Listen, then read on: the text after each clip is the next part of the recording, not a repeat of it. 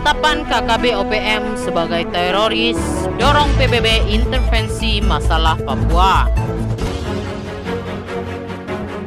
Pengamat kepolisian Irjen Pol Pursirisno Adiwinoto mengusulkan agar kelompok kriminal bersenjata Papua tidak ditetapkan sebagai organisasi teroris karena dapat mengundang masuknya intervensi Perserikatan Bangsa-Bangsa.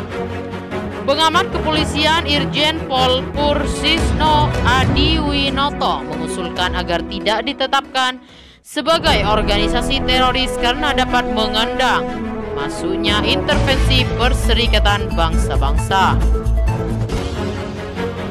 Pengamatan saya, nama Kelly Walek yang diburu TNI sejak 1976 sempat mendunia. Pada 16 Desember 2009, Polri berhasil menangkap mati Kelly Walek setelah baku tembak dalam operasi penegakan hukum yang dilakukan Polri di kota Timika.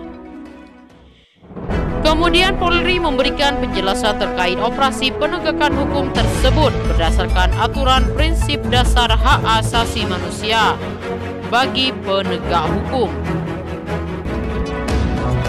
Ketua Penasehat Ahli Kapolri mengatakan upaya tersebut dapat mencegah reaksi internasional terkait tuduhan pelanggaran hak asasi manusia dan genosida terhadap orang Papua.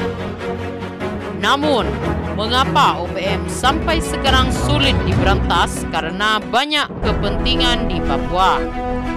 Sepertinya OPM sekarang semakin membesar karena OPM mendapat dukungan dari politisi, sebagian masyarakat khususnya anak muda, dan adanya pengaruh kekuatan eksternal yakni adanya kepentingan asing terkait pengelola sumber daya alam Papua.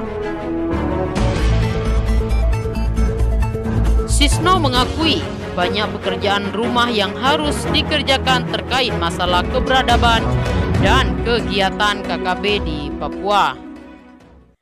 Karenanya, permasalahan ini harus benar-benar ditangani secara komprehensif yang disertai keberanian dan kemauan untuk menghilangkan ego sektoral dari para pemangku kepentingan. Menempatkan KKB sebagai organisasi teroris sangat ditunggu dan sangat diharapkan oleh KKB. Politisi pro OPM untuk mendorong agar PBB dapat ikut campur tangan dalam penanganan masalah Papua. Karena itu, penasehat keluarga besar putra-putri Polri ini berharap upaya penempatan KKB sebagai organisasi teroris harus dapat dicegah agar negara tidak masuk ke dalam jebakan OPM dengan menetapkan KKB OPM sebagai organisasi teroris. Tujuannya agar PBB tidak bisa masuk untuk intervensi masalah Papua. Semestinya kita bisa menghindari berubah label KKB menjadi organisasi teroris atau separatisme bukan karena urusan ego sektoral, urusan kewenangan, urusan anggaran, atau urusan kewenangan.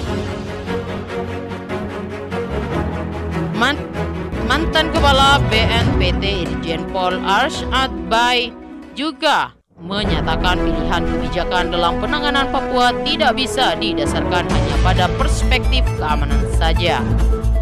Apabila keamanan yang konon operasi militer dengan memposisikan atau melabeli OPM sebagai separatisme atau organisasi teroris.